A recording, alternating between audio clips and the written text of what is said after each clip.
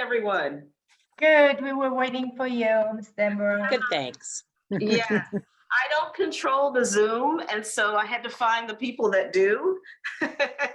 And so they have managed to do that. I was sending out my own link when I couldn't get that. Nayali, if you're on the call, I need to share my screen. I emailed Nayali earlier and I think she might be out of the office today. That's what the front desk said, but still somebody, I mean, I Right. don't control that, so. All right, we're being live streamed. You know what? I've got such a good thing for you guys today, but I don't know if we're gonna be able to have enough time to get it all done. So let's see what we can get done. And if we don't, we will set it up. We'll do part 2 next time. So if someone will be so kind to let me know if they can see my screen, that would be fantastic. We can. Yay. Yep. All right, so there are no handouts. Well, first of all, let me back up a little bit. I'm a little flustered after trying to get this thing on. I am Deborah Blue, managing broker in the Midtown office, and Tom Fulkerson is your qualifying broker, and he's broker for everybody else.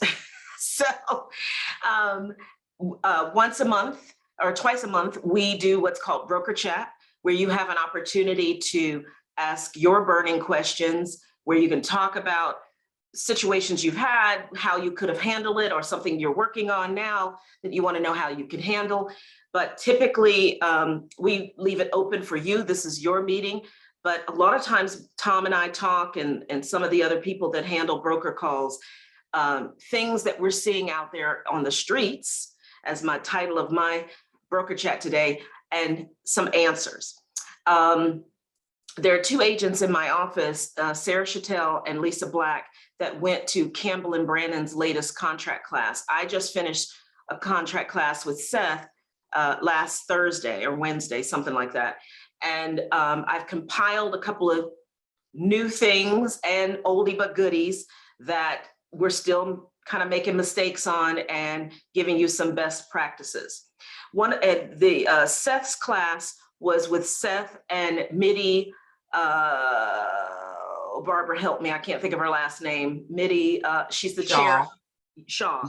She is the chair of the contract committee, which I thought was fantastic, because a lot of times agents will call me and say, why can't we tell the contract committee XYZ? Well, it's not, why can't we? You are we, and you're welcome to go to those meetings and hear how all of the things happen in reference to our contracts. And they do listen to us when there are changes in lawsuits, changes in just the way we do business. They try to stay on top of it. Think of COVID. When COVID hit, they started putting out special steps to help us with staying safe, and if someone were to get sick during closing, and so on and so forth. Always understand our market and our business changes. It's changing right now. They cannot make a contract, an exhibit, a form. Sorry, let me turn my volume off. Every time we have a dispute with an agent or a buyer or a seller.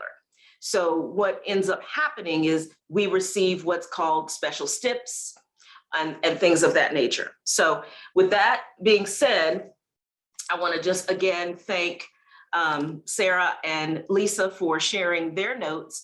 And so this is a combination of their notes, my notes from my class to share with you. Does anyone have any questions or something they want to talk about right now?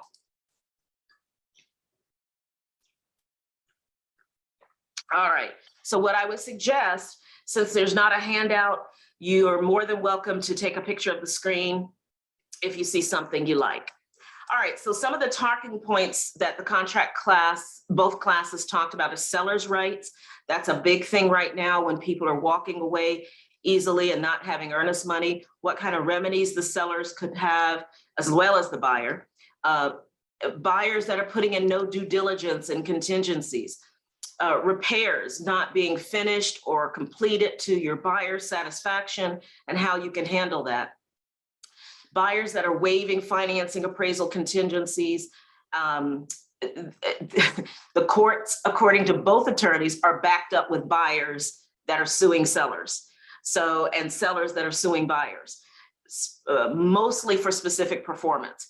So we have started a market, or we've created a market of urgency, but then when people don't perform, we're now becoming very litigious in the contracts that we have. Best practices for multiple offers to protect yourself and everyone in it. Condos and townhomes, there's some confusion there. It's also causing some problems with financing. And then forbearance and modifications. Don't forget, during COVID, the banks gave a lot of people forbearance. And when you're going on a listing appointment, your seller has forgotten they haven't made those payments. So if you're a listing agent and you say to your seller, hey, let me admit these people, what is the payoff?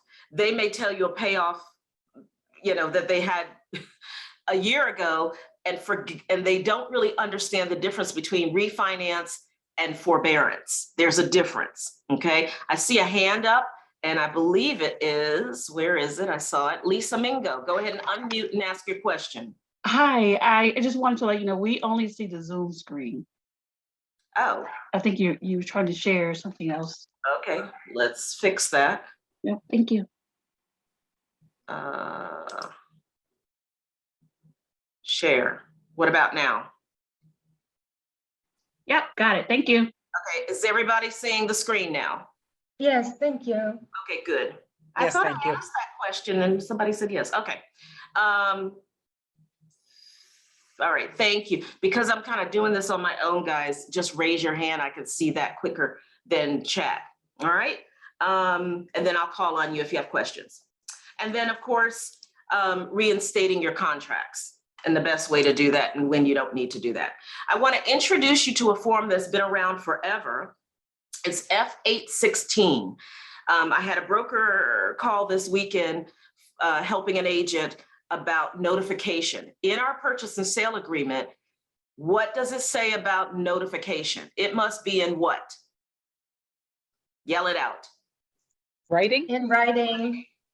And most of you, and most of us, I won't say most of you, because I'm a little bit guilty of this as well.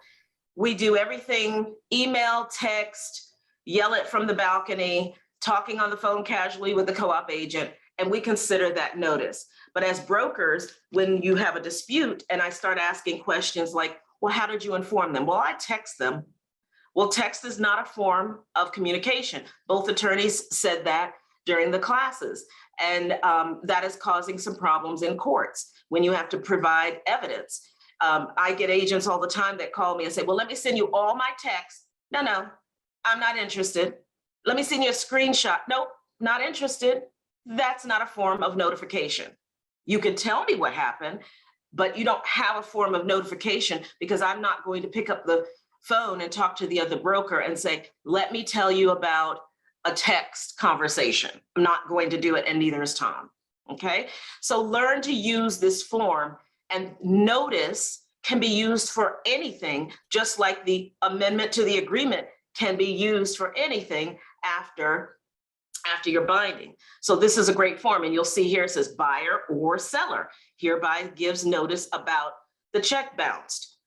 You didn't deliver your earnest money on time, you're in breach. Anytime you're in breach or you need to notify something, I'm removing my contingency now. You can use this form. It is your friend. Okay, so seller's right to terminate. So homeowners are hesitant to list their house because they are afraid they will not find a new home. Do they have any recourse? No, they don't have any recourse unless they write some type of special stip. I'm going to give you a heads up. Copy this. I'm not going to read it. I'm going to paraphrase it. So just screen save it, take a picture with your cell phone, whatever makes you happy. I will send Nyala my slides, and that way you guys can look at these later. But I took this straight from Campbell and Brannon's class where they've given, it's a long one, but here's the problem, guys. If we don't start putting it in the contract and writing it properly, when I teach contracts, I always explain everything is what, when, where, how, and what happens if. And the one thing that most agents forget is what happens if. And so therefore, there's a loophole for someone to get out of the situation. So Homeowners are hesitant to list their property. If they don't want to list, you can always let them know. We can put a special stip in that in the event you don't find something, we will write a special stip to be able to terminate and let the seller get out of the deal and so on and so forth, so that the seller is not breaching the contract. Okay? So, Deborah, this Yeah. is Barbara. I just wanted to add one more thing. One thing about this particular stipulation is that it actually came from an attorney and not one that we went and created ourselves, which Yes. provides extra protection for us as realtors. Thank you for saying that. I say this all the time when I'm helping an agent. You know, we all learned in pre-license, in case you forgot, your instructor said, we are not attorneys. We don't even write contracts. That's our lazy language. We fill in blanks. An attorney put the contract together and reviewed it to make sure it's correct. Our special steps are written by attorneys. So when you start coming up with your own language and you're not an attorney, you just play one on TV, you could leave out what, when, where, why, and what happens if. And then when I read that special stip, I'll say, well, you didn't say blah, blah, blah. That's why they're terminating. Okay. So thank you, Barbara, for that. So it's a seller's market. Sellers feel like they can do anything right now. You know, we're starting to see a little bit of shift, but there's still some areas that are hot, hot, hot. You're still getting lots of offers, and they may not want to make repairs. They don't want contingencies. They just want you to buy their house. So sellers don't have earnest money that they can lose. So they could walk away from the table with no consequences. That's how they think. But what can your buyer do if the seller does that? Because I've run into a few of these type of situations with agents. The only recourse you have is specific performance, your earning of your commission, saying you're going to have to pay everybody's commission. And are there any other solutions? So if the seller terminates, the buyer can receive their returned earnest money, or, notice it says or, seek specific performance, not both. So either get your earnest money back or you can sue. And Tom has referenced a case right now between our office and another Heart of Atlanta office, where we are in a lawsuit where the buyer said, nope, I'm gonna just go ahead and sue for specific performance. The attorney that's representing that buyer, I've spoken to that attorney because she's called to ask me different questions, and I don't know what the outcome will be, but it's a real thing, you guys. I can't say much more than that because it hasn't gone to court yet, and they may work it out. But at the end of the day, and I will keep you posted, I'd like to kind of give you some idea of how those things turn out, or if anybody on the call has ever had a situation like that. So what can the seller do? If the buyer terminates under the GAR contract, the only remedy available to the seller is retaining the earnest money. That's it. Okay. Now, what we're seeing, which I'm going to talk about shortly, is earnest money being delivered after due diligence. And then there is no earnest money. We're going to talk about that. That's a big one. But what if the seller wants to force the buyer to follow through on their offer? Here's another special stip that was offered by both attorneys from Campbell and Brannon and from Wiseman Law. So take a snapshot of that. This is something that you could put in there. Now, if you're competing with all these multiple offers, it's possible, but that listing agent might say, no, I'm not going to accept that, or whatever the case may be. But at the end of the day, if you put this special stip in here to protect, then they're either going to accept that or not. And the special steps, as Barbara said, are written to protect all parties, not one-sided. Okay?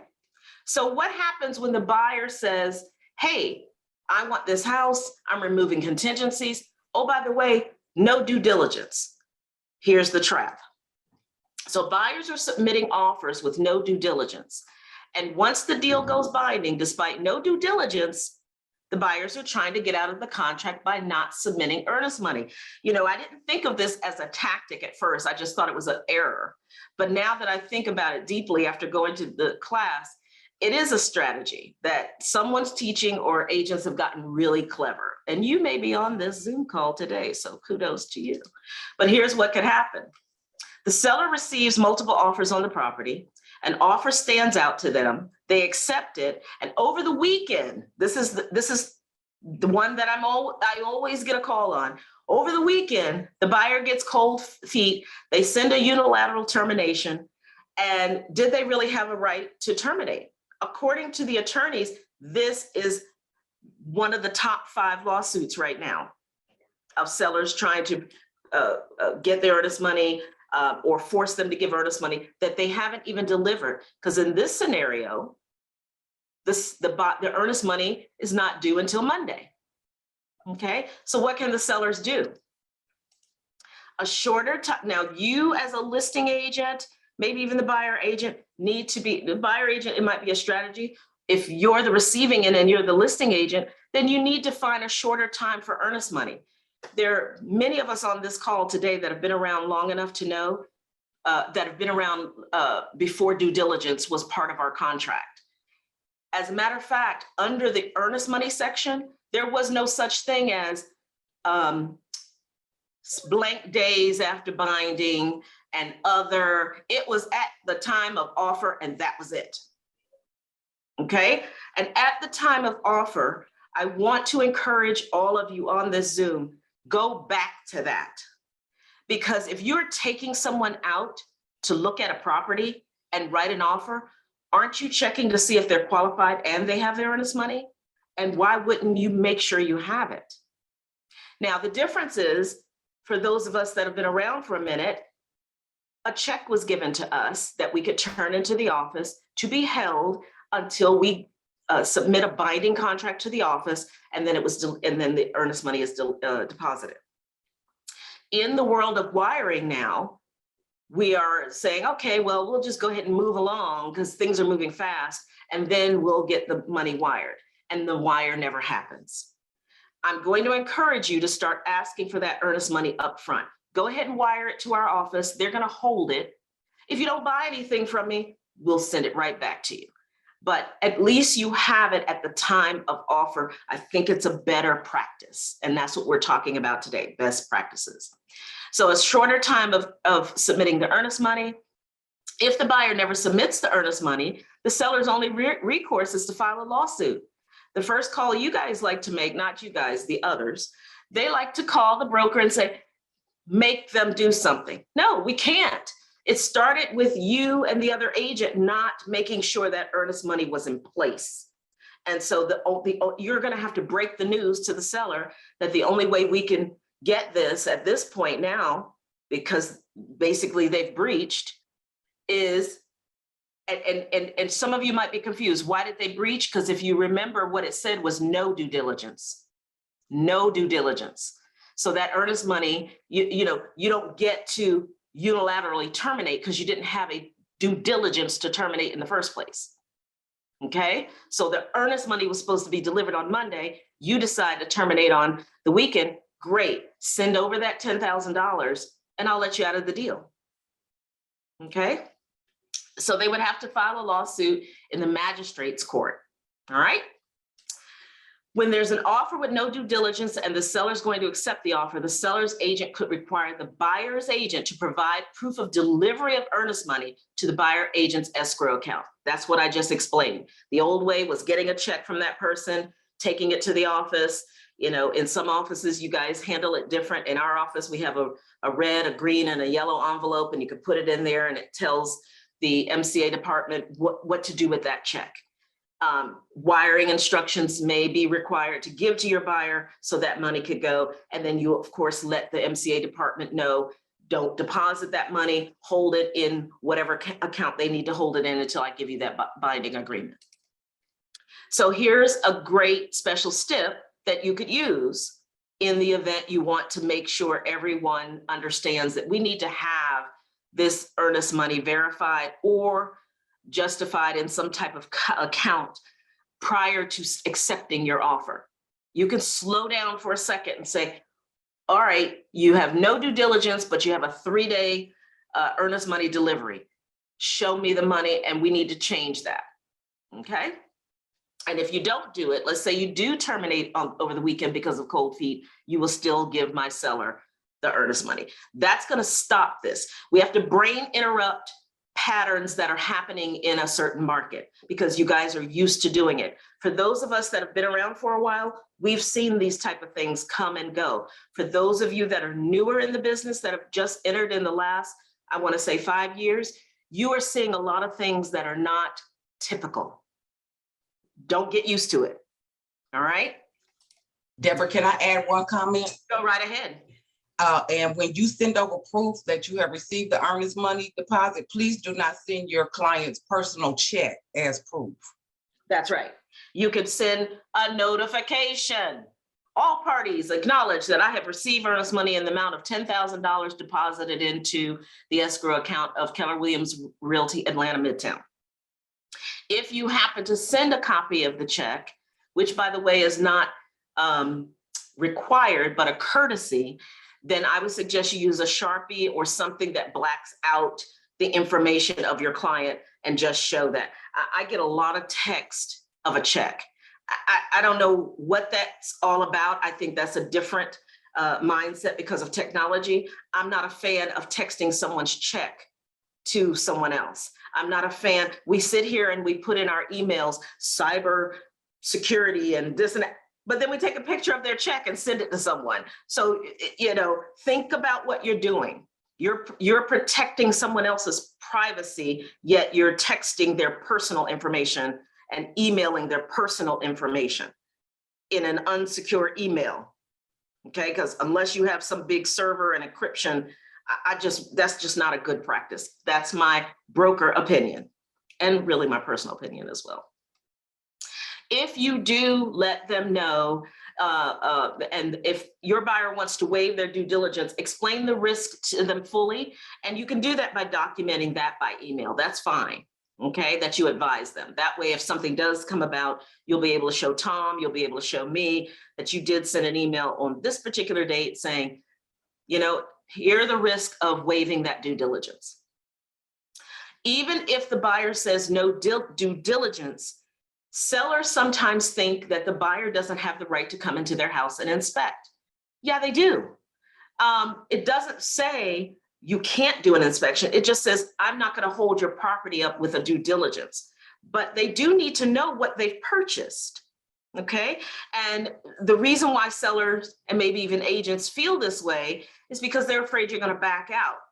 Okay. Well, I would rather let them either do a due diligence, even if it's 1 day, or if it's 0, they still get the opportunity to do an inspection so they know what they're purchasing. Now, let's just say the buyer says, I don't really need a due diligence, but I'm concerned about that roof. Could they do a due diligence just for a specific concern? Yes. And this is a great special step for that. I've done this before I knew that there was even a special step to write. And I'm using roof because that's usually the main thing. Usually it's a roof or an AC or something like that. And we just wrote, we need 1 day to bring in this person to check this one item. And if everything is good, we remove that. And if it's not, we want to have the ability to terminate the contract. Okay, now you could change that and say, no, you can't terminate or whatever the case may be, but they're basically buying the house as is with no due diligence. But if you give them this specific concern, they should have the right to back out. And that's what without penalty means. All right.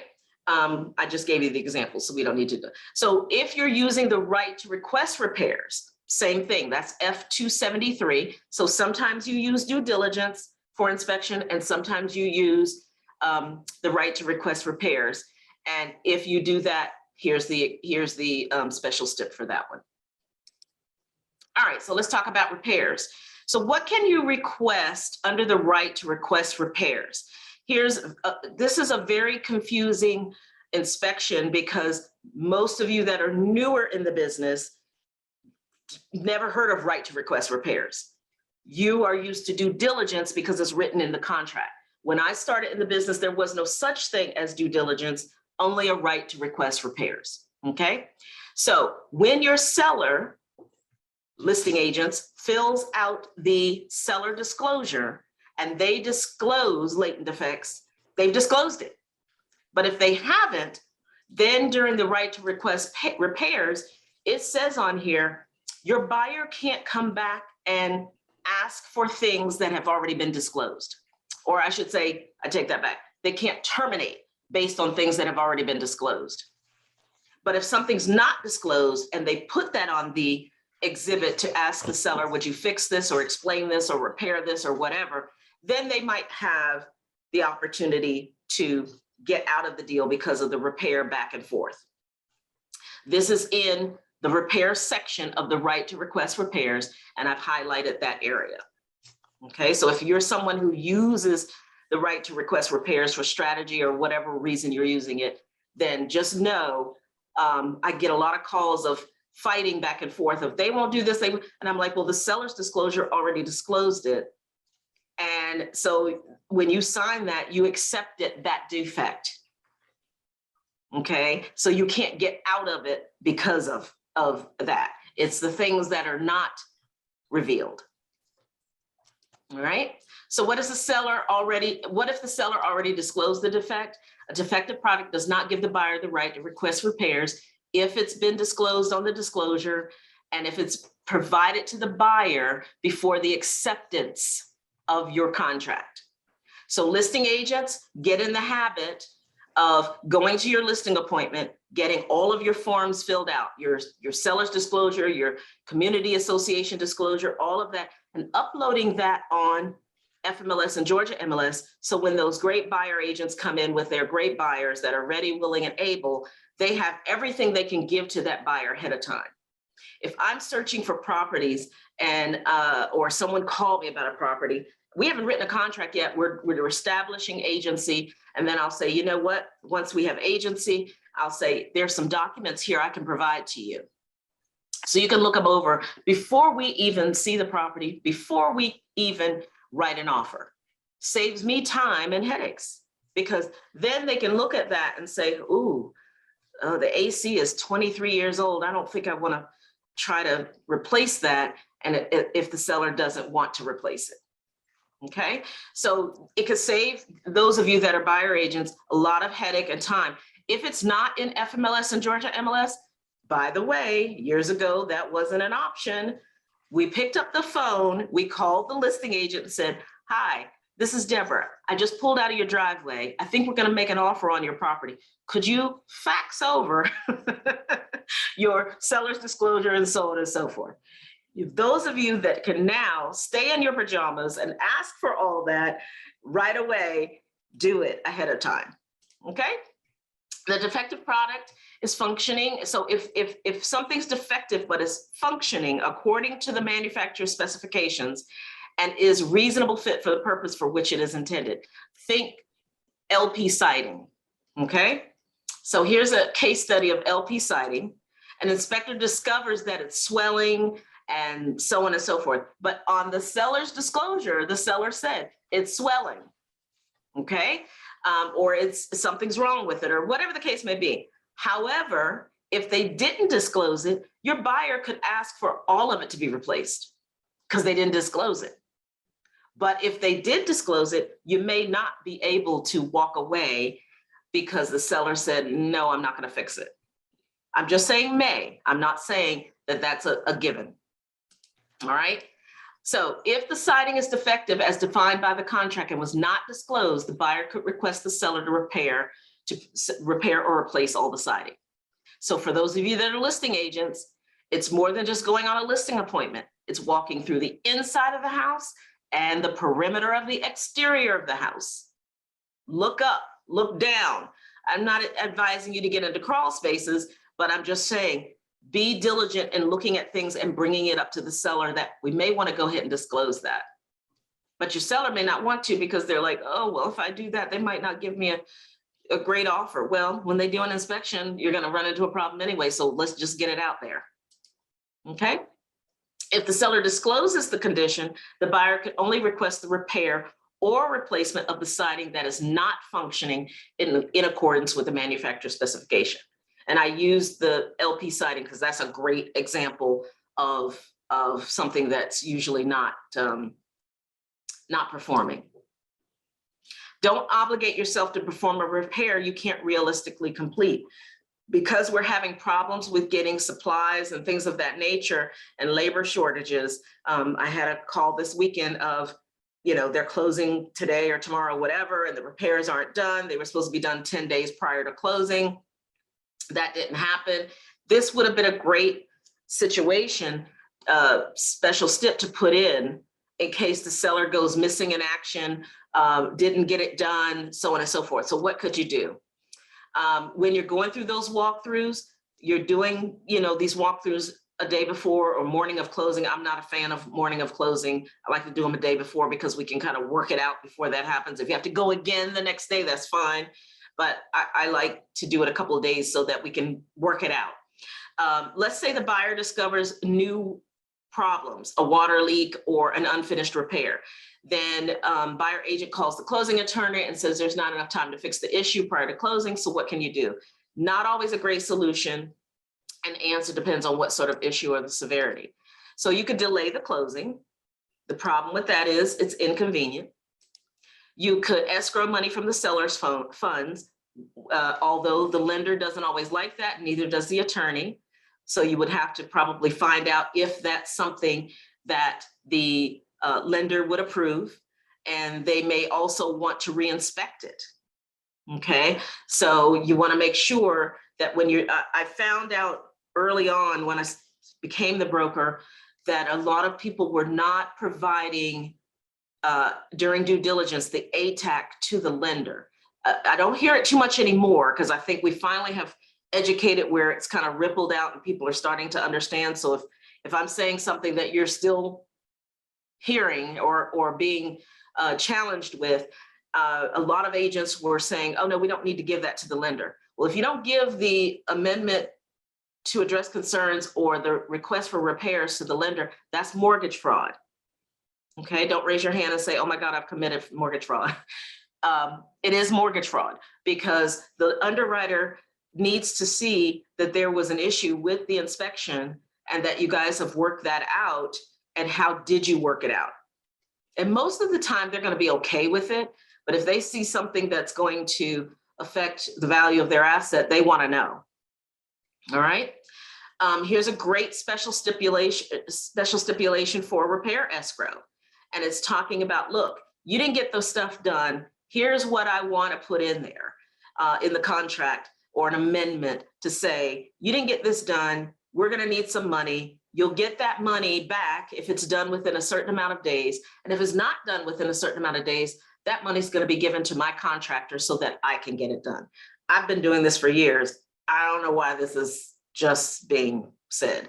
I think because of the quickness of our contracts, people just aren't thinking about this.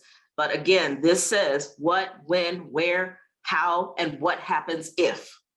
Okay, written by an attorney. Take a picture. You guys need this. All right.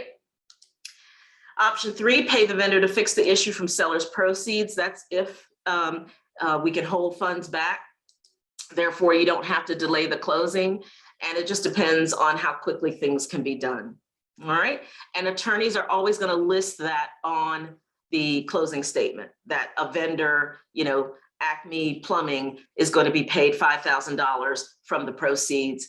And the attorney may even give the buyer the check made out to the vendor, not made out to the buyer. That will never happen. That's a kickback. That would be given to the buyer so that the buyer can control it. Agents, I highly encourage this.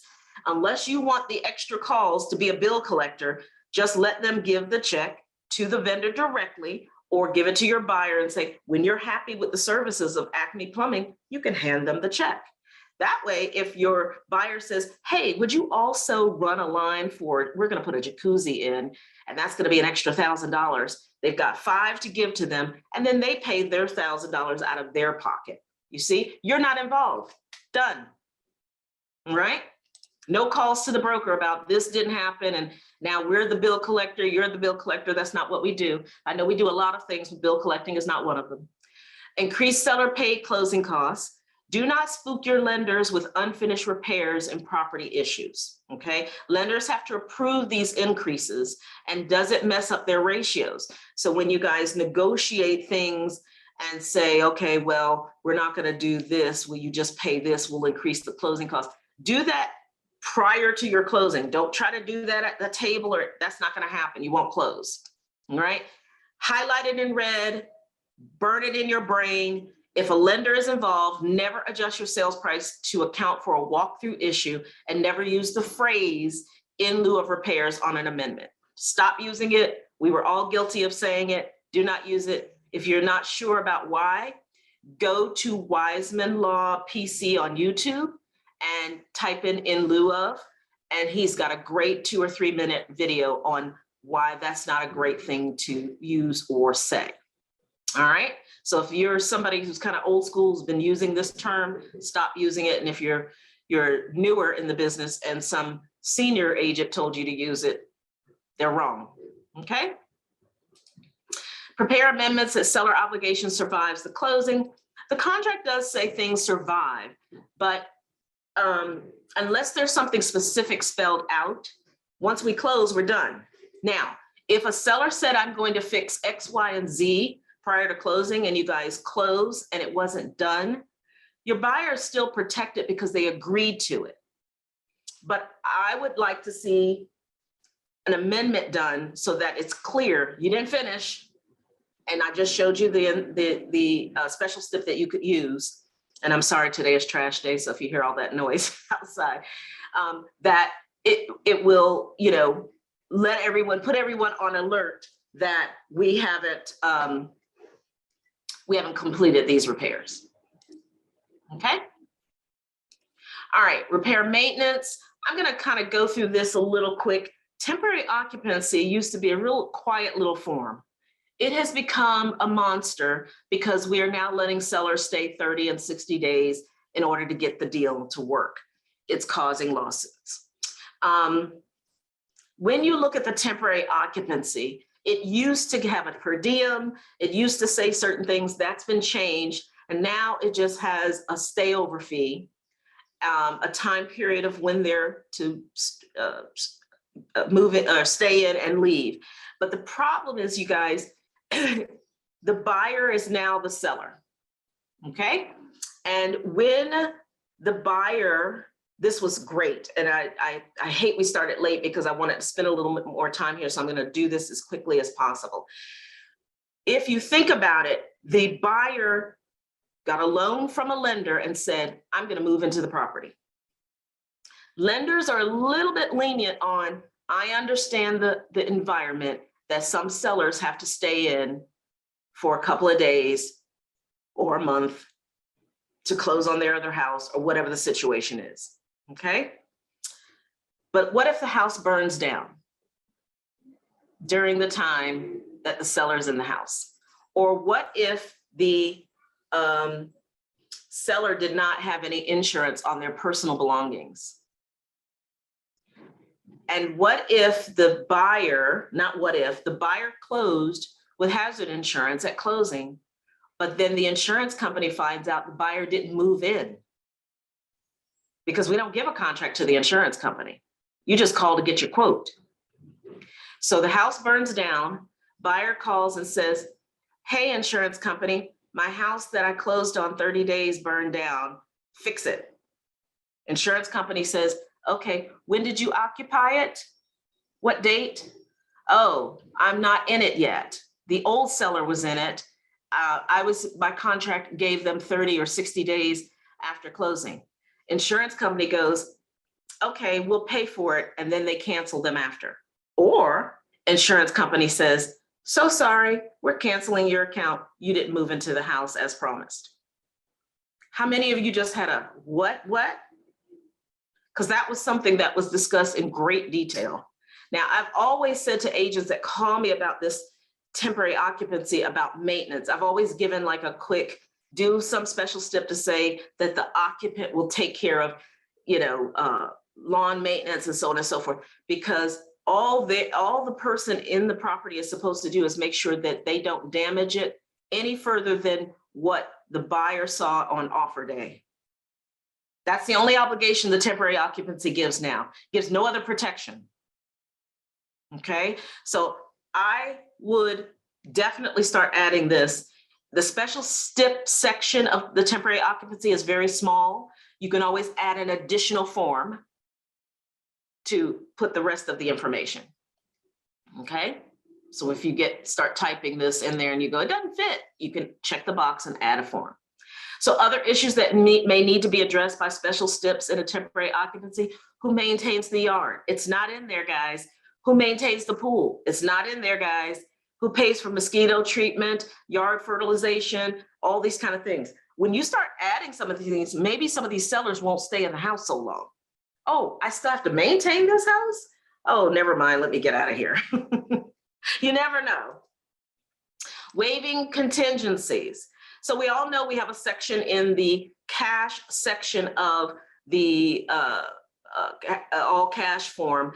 I just want to make it clear that you need to start making sure you verify funds, because sometimes these, not just in cash, but even financing, when people want to pay above and all this kind of stuff, you need to verify those funds, because they may think, oh, I've got this money for my down payment, or I've got money for whatever, and I can pay the difference. If the buyer's agent can't show you that that buyer has the difference and some, and it doesn't affect their loan to value ratios or anything like that to qualify, because the problem is buyers are backing out, because then they don't qualify, the rate goes up, all kind of things start happening, yet you've got a letter saying they do qualify. So anybody who's giving you any kind of additional money above and beyond, you need to verify that they have that. Any buyer who doesn't have the available funds to close a cash purchase should not make an all cash offer. So I learned something, guys, and I have to tweak my training, my contract class. When I teach the contract class, we've been using the all cash exhibit for hard money because it specifically says that in there. However, and I'm still scratching my head on this one, the attorneys said we shouldn't be using that for hard money, because hard money, for those of you that don't know, is a loan that typically a lender, investors use. They'll call you and say, hey, I want to write an offer on 123 Main Street, I'm paying cash. They're not really paying cash, they're getting a non-institutional loan, which is like private money, and they pay a higher rate for it, and for a shorter period of time of use. And that's not really cash. So what you want to do for hard money now is write a special STIP that they're using hard money. Don't use the cash exhibit. Did anybody just have a blow your mind thing? Yeah. Do we use any exhibit? I mean, No. like so No. just a special STIP and no Right. loan. Okay. Yeah, you write it all in the special STIP that this investor is getting a hard money loan, and so on and so forth. But but no, the cash exhibit. So I'll be changing that. I learned, see, 25 years in the business, I'm still learning, you guys, because it said hard money on there. So I was like, oh, good. The contract committee added that on there, but they said, no, cash is cash. Mattress money in a brown paper bag, you know, stuffed in your bra. Oh, I forgot this was being recorded. Okay, if a buyer has the cash to buy, but their intention is only to use the funds from the sale of their home, that's not an all cash. You don't have the cash in the bank. You don't have it in a brown paper bag. You don't have it in a mattress. It's not all cash. Cash is cash is cash. That's it. All right. If a buyer wishes to waive your financing contingency, and I will say to you guys, it's 102. We started late. I'm almost at the end. So if you can stay, great. If not, this is being recorded and it'll be sent out, I believe, to your offices once it's done. So thank you for those of you that can stay. And for those of you that cannot, thank you for attending today. Tom will be up in 2 weeks with his topic Monday at 12 o'clock. All right, so if your buyer wishes to waive the financing contingency while preserving the right for an appraisal, instead of placing this was also a mind blow, instead of placing the 0 in section 5, which is in your financing contingency of conventional FHA and VA, they're saying don't put it in there. Now that's not going to happen with FHA and VA because it's usually going to be the conventional loan. And you still want to preserve the right for an appraisal. I know it's a long one, but here it is. That they can obtain the loan, and they're not going to put a contingency in there. This is all, I think it's already there. This was a repeat of something that we already have in our contract. But right here, this second paragraph is still giving you the right to use the amendment to the sales price, but we're just not putting a financing contingency in. Okay. The other thing that was a mind blow is if you're not going to do financing or appraisal, why are you using the contingency at all? And here's the conversation that went on. If you have read the contingency, the financing contingency, it gives seller rights. When you don't, for those of you that are buyer agents, if you don't use it, you take away the seller's right to ask for anything. If you use it, you keep the seller rights intact. It's just a strategy.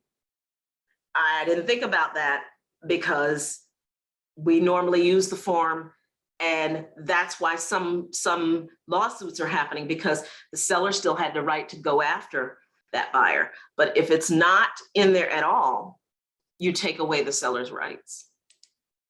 Interesting. Multiple offers. I want you to get used to F288. We've had it for a minute. Notice to reject offer or counter offer.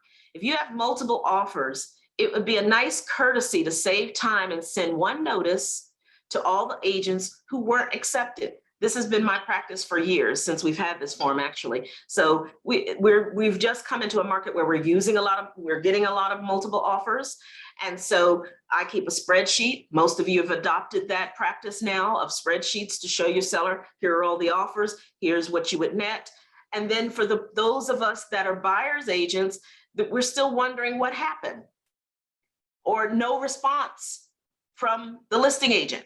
Just use this form. You've got everyone's email, plop it in your email, attach this form and say, sorry, you didn't win. We've accepted something. We're taking backup offers. See how easy that is? I've received 10, 2, 20. I just fill this form out, put the email in, send it to them. They've all been notified that they didn't win. And now you have a paper trail of a notice in writing. Okay.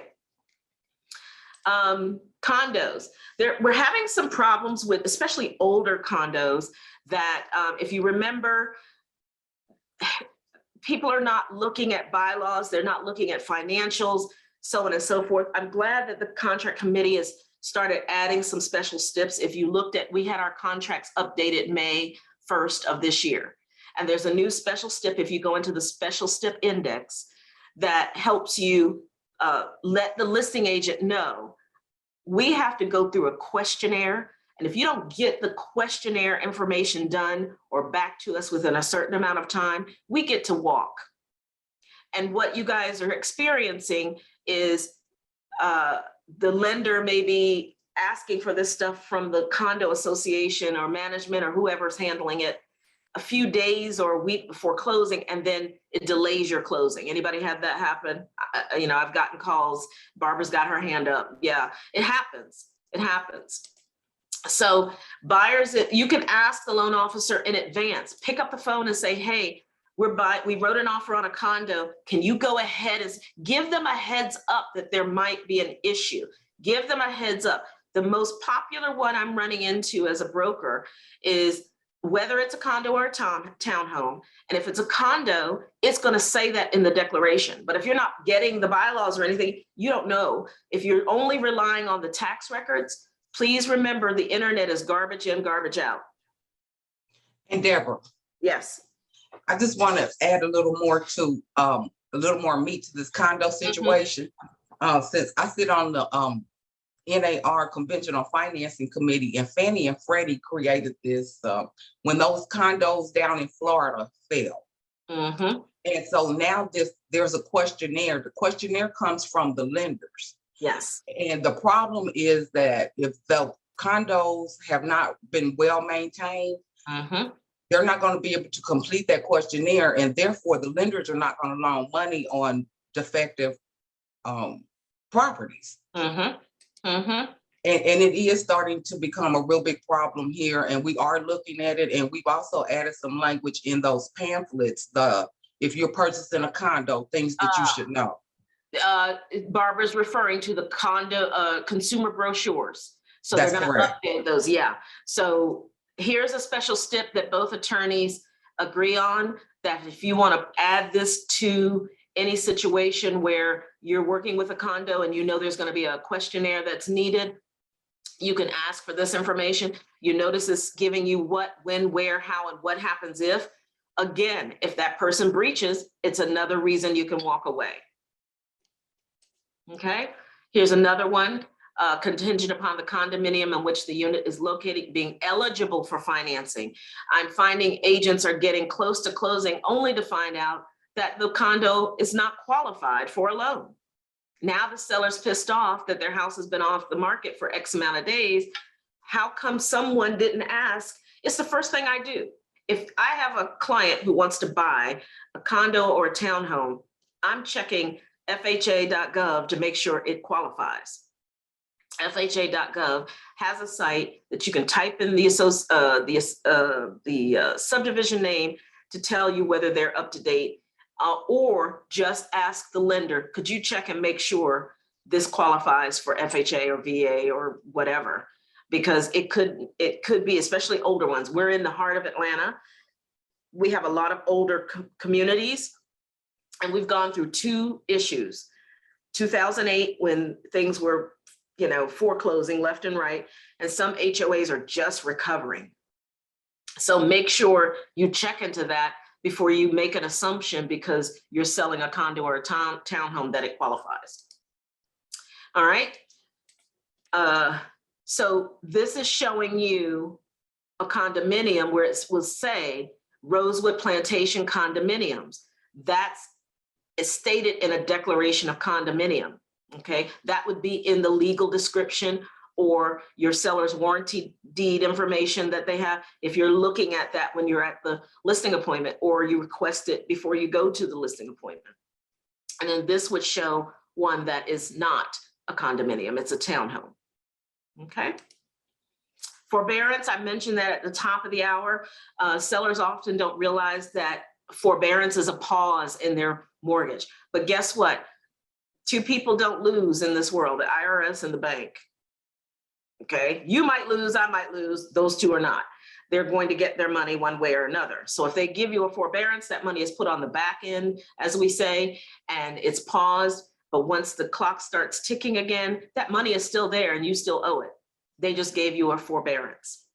Interest continues to accrue. And so when you start getting that final payoff, what they thought the payoff was, and think about people during the COVID time that took a whole year not paying. They've accrued 12 months of interest, and whatever payments they didn't make were put on the back end. Okay, same thing with a modification. So an example here would be someone who's going through a divorce, and maybe they have a divorce decree that says, we're going to split the proceeds. And party A stopped making payments because they did forbearance. Party B didn't know anything about it, or maybe they did, who knows? And now they want to sell. So party B says, well, you didn't make those payments. You need to take it out of your proceeds. You're going to put the attorney in a position to make a decision, and they are not going to make that decision. Their divorce decree dictates that it has to be split 50-50. And so what would happen? The other party would need to sue. B would need to sue A to say, we were supposed to split $100,000 and now it's, $75,000 or what, whatever the case is. And I want the difference that I'm owed. That's not your problem. That's not the attorney's problem. They have to sue each other, because the divorce decree is going to tell them, even if there's no divorce decree stating that it has to be done this way, you don't get the attorney involved. They need to hire attorneys. All right.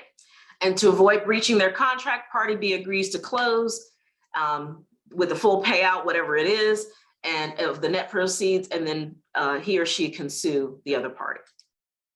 Modification, same thing. Lenders will modify that mortgage by moving the delinquent payments to a second mortgage. We usually call that in the industry as a soft mortgage or a silent mortgage, it's there. They're going to collect. But at the end of the day, ask these type of questions, because we are in that environment that even though the market is hot and heavy, that is a question that should be on your checklist when you go to a listing appointment. Did you do any kind of modifications or forbearance? Okay, because they've forgotten.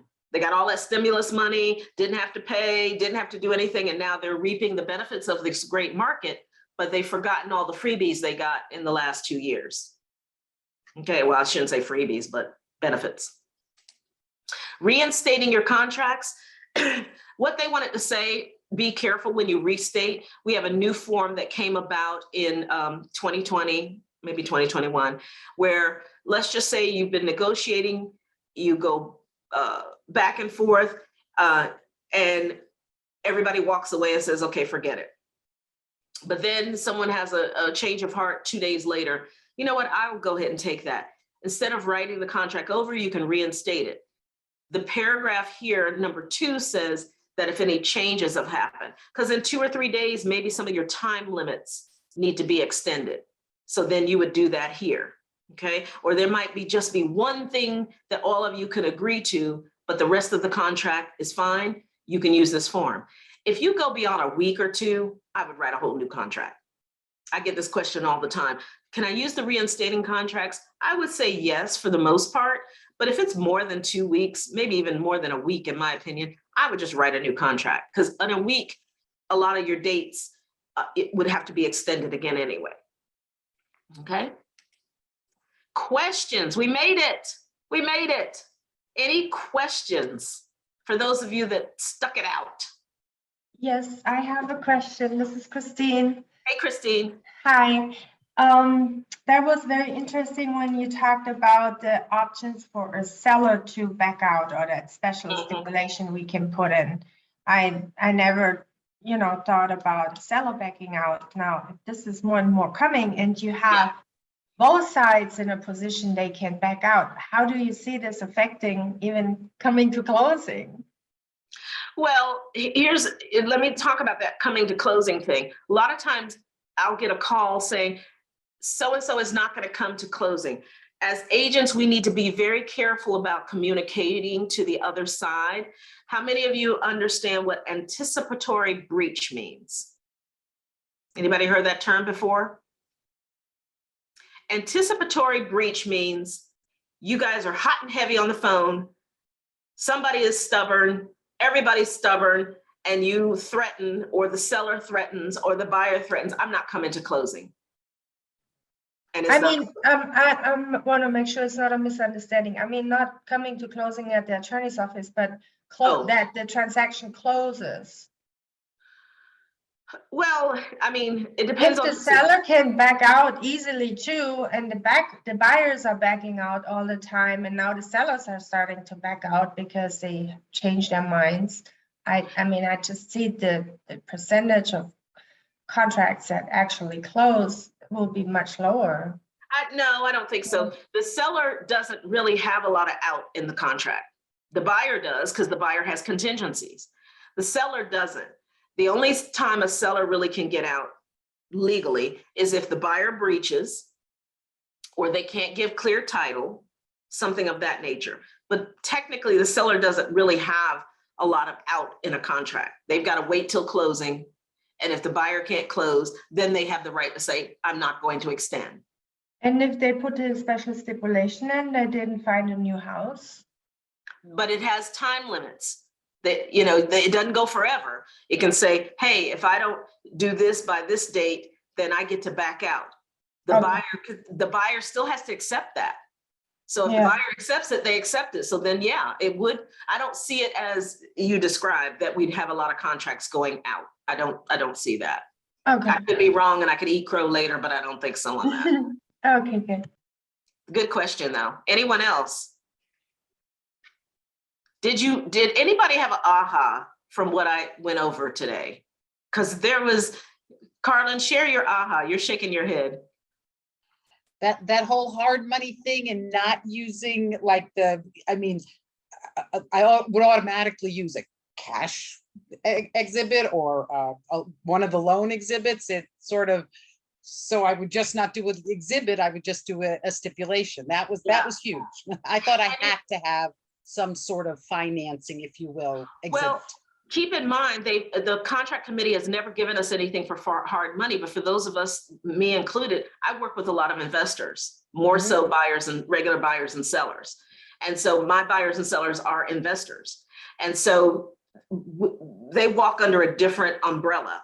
And when they created that cash form, I knew I couldn't use it then, but when they gave us that the update and put hard money, non-institutional money, I'm like, okay, I can use this now. But both attorneys are saying no. And I think we were using it until it became a problem. And so now they're making it very clear, we need to just write as a special stip. As a matter of fact, when I was in the class, someone had put in, because it blew my mind, and I asked the question in chat and someone else answered me and said, my broker said to use a special stip. So I learned something in that class the other day to not use that. So I'll be updating my contract class for you guys not to use that. All right. Anybody else have a aha they want to share? Deborah, I have one. Thank you for saying about the verbiage in lieu of repairs. Yes. I'm so guilty of that. So I won't be doing that again. And I won't say what the other one is, but I won't be doing that one either. But thank you. Good. Thank you. Thank you. I know, this thing is, our business moves so fast and we get used to things and then it changes. And like I said, I think this broker chat is great. I always expect to see more on here than, 10 or 15 people, because I know your colleagues are running into these problems. You hear it, but they're not here to hear all this good stuff. So hopefully they'll be watching the replay. Anybody else? Let's do one more and then I'll let you guys go because I've got to get into the office. I've got a 2 o'clock meeting. Anybody else want to share one last thing? No? Brenda Dollar, nothing from you today? Thank you for being here. That was Brenda Dollar that No, just I asked just the last said mine. question. Say it again. Was that you, Brenda, that you Yeah, said? I was the one that said the in lieu of verbiage. Oh, okay, And okay, I won't be doing that again. I was just guilty. okay. And the last one, that I've been doing, but I can't say because I'm like, oh my God, I didn't know that was fraud, but okay. I can't do Well, that we again. we won't put you on the About spot. the amendments, This is Lord. Brenda, this is being recorded. Don't say it. I saw Miss Williams. You had your hand up. Yes, I just wanted to comment on it's about the repairs. So when you said that after that the seller still has to complete those repairs even after closing because it's on the agreement, because I've had a couple of situations where they didn't. I mean, we did the walkthrough and we saw this wasn't done, and I spoke to the other agent, and the buyer, and so they still were not completed, but my buyers are in the house. So yeah, I did not know that that seller was still obligated to complete those repairs even after after closing, because they're actually on that agreement. Yeah, they're in breach, basically. They're in breach. When somebody doesn't do something, they're in breach. They don't get to just say, oh, well, we're closing today. And then what happens, it forces your buyer to close, and they, try to figure it out because we're not taking care of things ahead of time. It happens. That's why that morning of walkthrough, I just think it's not a good idea. You could do a second walkthrough the morning of, but that first one, you walk in and see the basement leaking and there goes your closing. Yeah. So and I normally set mine for 5 days out, and then we'll do another like the day before. And it's normally that day before when I'm calling the agent that evening. Okay, this still not done. Okay, let me contact my seller. But then then the next day we're closing, and it's still not done. So but you see how that special stip could save you all that back and forth. Yes, because absolutely. It's telling you if you don't do this and you don't do this, and It's this in is how much writing. money you're gonna get. Then I'm going to be using that form. Yes. Yeah. Thank you so All much. right, guys, thank you so much. I hope you enjoyed it. We try to bring you something really good each time to expand your minds, write better contracts, negotiate better, understand what you're doing every day in this particular market. Who knows what it'll be 6 months from now, but this is what we're in right now. And again, like I said, Tom will be doing his broker chat. Of course, I'll be there to support him, but it won't be next Monday, but the following Monday, whatever that Monday is. And I appreciate all of you being here, and sorry for the inconvenience this morning when we were trying to get started, but we got it right. So have a great day, go sell some real estate, and I'll talk to you soon. Thanks, Deborah. Thank Thank you. Thank you. Thank you so much.